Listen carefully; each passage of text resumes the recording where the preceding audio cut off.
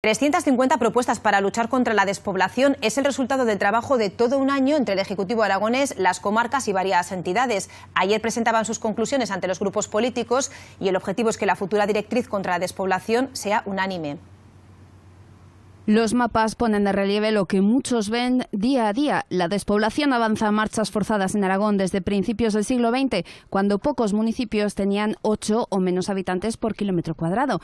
Pero en 2016 ya era mayoría y por eso el Gobierno de Aragón lleva un año hablando con entidades y ciudadanos. El resultado son 350 medidas para atajar el fenómeno que abarcan aspectos como el alojamiento, la movilidad o la inmigración. Planteamos también poner en práctica algo que ya hace años que está prevista en nuestra legislación, pero no habíamos hecho, que es un fondo de cohesión territorial en Aragón, es decir, que establezcamos objetivamente los criterios para determinar en qué lugares tenemos que actuar con esa discriminación positiva. La DGA quiere que la directriz contra la despoblación que han presentado a los grupos políticos se apruebe este año y cuente con fondos propios en los presupuestos de 2018. Aseguran que la despoblación no espera y es un problema de toda la comunidad contra el que hay que actuar ya.